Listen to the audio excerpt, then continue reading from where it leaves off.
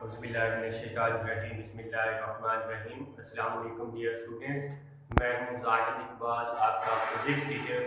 बेटा आज हम 10th क्लास चैप्टर नंबर 10 का टॉपिक डैम्प्ड ऑसिलेशन पढ़ने जा रहे हैं। क्या पढ़ने जा रहे हैं? Damped oscillation. ऑसिलेशन का मतलब है उसकी वाइब्रेशन, डैम्प्ड का मतलब है दबाव या कमी, कि उसकी ऑसिलेशंस के अंदर कमी कैसे आती है, किस तरह से आती है। अब यहाँ पे देख लें बेटा, हमारे पास एक एक्चुअली चीज देख लें कि अगर हमारे पास रेजिस्टेंस की फोर्स ना हो, अगर हमारे पास रेजिस्टेंस की फोर्स ना हो या रेजिस्टेंस ना हो, अगर हमारे पास कोई बॉडी मूव कर रही है यूनिफॉर्म वेलोसिटी के साथ या किसी भी वेलोसिटी के साथ, तो वो कभी भी रुक नहीं पाएगी, मतलब कि वो स्टॉप नहीं करेगी। अगर स्टॉप के अंदर है तो वो किसी किस्म की अगर उसके ऊपर फोर्स नहीं लगेगी तो वो मूव भी नहीं कर पाएगी। तो अब यहाँ से ये देखना है कि अगर हम किसी चीज के ऊपर या बॉडी के ऊपर हम फोर्स अप्लाई करते हैं, वो ऑसिलेशंस पैदा करती हैं। चैप्टर के अंदर हमने पढ़ा था वेव्स पैदा होती हैं। अब वो वेव्स को खत्म करना है, खत्म हम देख रहे होते हैं कि वो टाइम के लिहाज से अपनी वेव जो वेव्स हैं वो क्या हो जाती हैं, खत्म हो जाती हैं। ऐसा क्यों होता है? उसी के लिहाज से, उसी से रिलेटेड हमारे पास टॉपिक है डैम्प्ड ऑसिलेशंस का।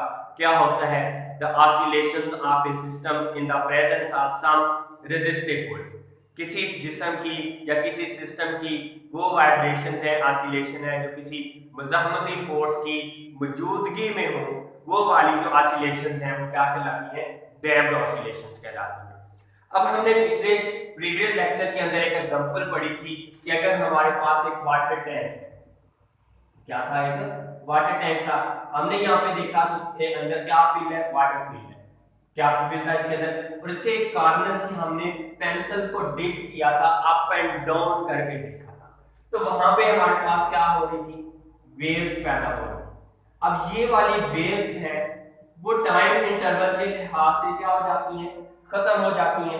अब इसी चीज को डिस्कस करने के लिए हमारे पास है डैम्प्ड ऑसिलेशन, कि हमारे पास जो वेव्स पैदा होती हैं किसी भी सिस्टम के अंदर, तो वो खत्म कैसे हो जाती हैं, अपनी मेन पोजीशन के ऊपर कैसे आ जाती हैं। तो उसके लिए हमारे पास क्वेश्चन है, ऑसिलेशन है, डैम्प्ड ऑसिलेशन, कि हमारे पास डैम्प्ड ऑसिलेशंस क्या होती हैं। अब बेटा यहाँ पे ये देखना है कि हमारे पास किसी भी वाइब्रेटरी मोशंस का जो आइडियल सिस्टम होता है, उसका absence of any friction or resistance continue indefinitely under the action of some restoring force, कि उसके ऊपर हमारे पास कोई भी सिस्टम के अंदर मूवमेंट हो रही है, उसके ऊपर रिस्टोरिंग फोर्स होती है। अनफॉर्चुनेटली अगर हमारे पास ये रेजिस्टेंस की फोर्स ना हो तो हमारे पास कोई भी जिस्म मूव कर रहा है तो वो स्टॉप के अंदर नहीं आएगा, मतलब वो अपनी स्टॉपिंग पोजीशन पे नहीं आता। तो हम यहाँ पे क्या कर रहे होते हैं?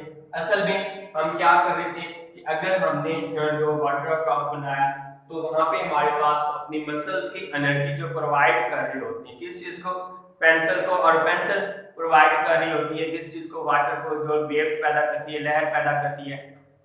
अब वो वेव्स की जो मैकेनिकल एनर्जी है वो टाइम इंटरवल के लिहाज से क्या होना शुरू हो जाती है? डिक्रीज हो जाती है। तो यहाँ पे देखना है कि हमारे पास हम कोई भी मैकेनिकल एनर्जी अगर प्रोवाइड करते थे,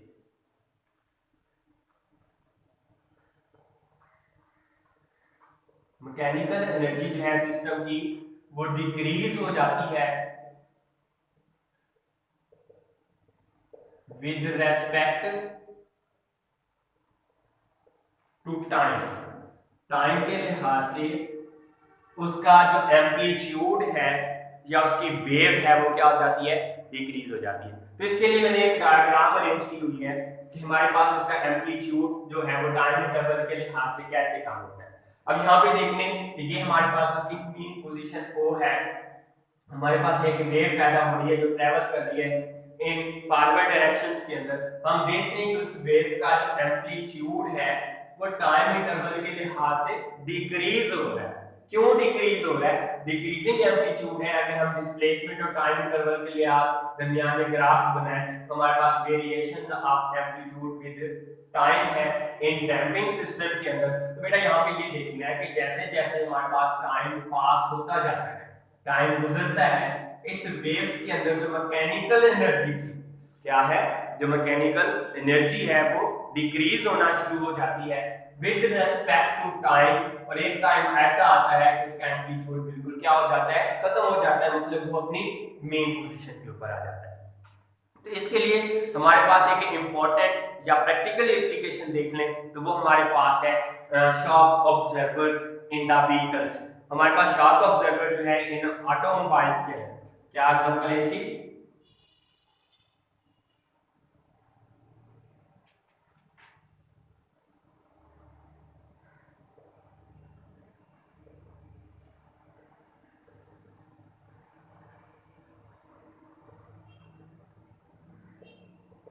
इन ऑटोमोबाइल्स के अंदर शॉक ऑब्जर्वर एक प्रैक्टिकल एप्लीकेशन है किस चीज की?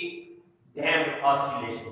अब डैम्प्ड ऑसिलेशन होता क्या चीज है, क्या होता है कि हमारे पास shock observer consist of a piston moving through a liquid such as oil. हमारे पास शॉक ऑब्जर्वर है जो मूव करता है, जो कंसिस्ट करता है एक पिस्टन, और वो मूविंग करता है इन लिक्विड सच एज, यहाँ पे लिक्विड फिल किया हुआ है, सच एज वो क्या होता है? लिक्विड होता है, उसको हम ऑयल भी कह सकते हैं।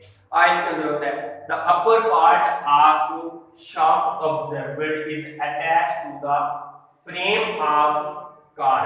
स्ट्रांगली अटैच किया जाता है, फर्मली अटैच किया जाता है कार के ऊपर, और नीचे वाला जो बॉटम पार्ट होता है वो कार की एक्सल के साथ अटैच किया जाता है। किसके साथ अटैच होता है? कार की एक्सल के साथ। जैसे ही हमारे पास बाइक या ऑटोमोबाइल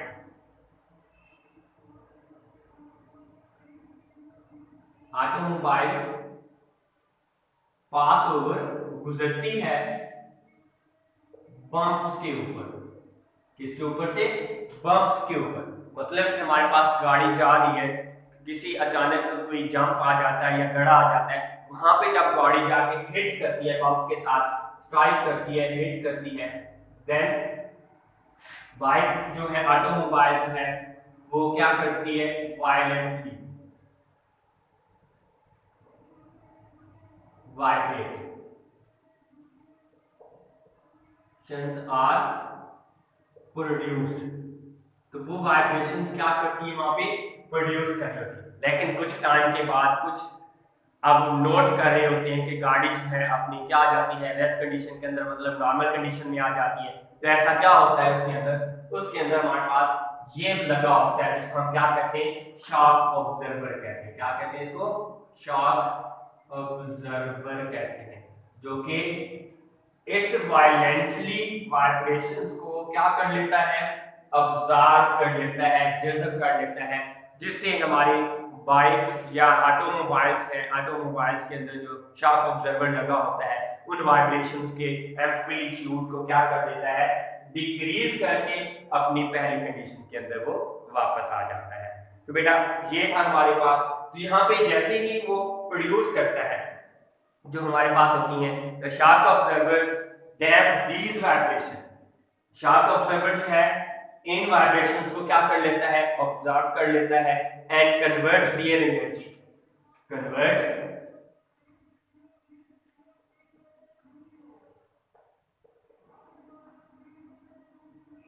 एनर्जी इनटू हीट के अंदर, या वो किसके अंदर? हीट एनर्जी जो हमारे पास देयर एनर्जी होती है इनटू हीट एनर्जी कन्वर्ट कर देता है इनटू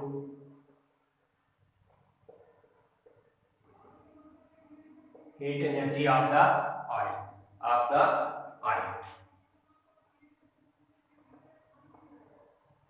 फिर से थोड़ा सा ओवरव्यू, हमारे पास क्या होता है कि जब भी हमारे पास किसी सिस्टम को मैकेनिकल एनर्जी प्रोवाइड की जाती है वो टाइम रिस्पेक्ट के लिहाज से, टाइम के लिहाज से वो क्या हो जाती है? डिक्रीज होना शुरू हो जाती है। तो उसके लिए हमने ये डायग्राम देखी कि हमारे पास एम्पलीट्यूड था, फिर ऐसा ऐसा कम होता होता लास्ट पे क्या हो गया? खत्म हो गया। ये हमारे पास उसके एम्पलीट्यूड के लिए। फिर हमने डैम्प्ड ऑसिलेशन की एग्जांपल दी है, प्रैक्टिकल एग्जांपल। वो क्या है? शॉक ऑब्जर्वर है इन ऑटोमोबाइल्स के अंदर, और ऑटोमोबाइल्स के अंदर जो शॉक ऑब्जर्वर होता है वो क्या कंसिस्ट करता है? एक पिस्टन होता है, एक लिक्विड्स के अंदर वो फ्लो करता है, मूव करता है, जिसको हम कह सकते हैं कि हमारे पास आइज होती है। इसका अपर पार्ट गाड़ी के फ्रेम के साथ अटैच होता है और लोअर पार्ट उस गाड़ी के एक्सल के साथ अटैच होता है। जैसे ही बाइक हमारे पास ऑटोमोबाइल से पास करती है बम्प्स के ऊपर से, इट हिट्स करती है बम्प्स को, हमारे पास वायलेंटली वाइब्रेशंस प्रोड्यूस होती हैं और वहां पे हमारे पास वाइब्रेशंस को ऑब्जर्व कर लेता है। ऑब्जर्व कर लेता है क्या? Shock observer. ऑब्जर्वर जब उनको ऑब्जर्व कर लेता है तो उसकी एनर्जी जो होती है convert real energy into heat energy आता है, तो उसकी एनर्जी जो होती है उसको हीट एनर्जी के अंदर क्या कर देता है? चेंज कर देता है। ओके बेटा, अल्लाह हाफिज़।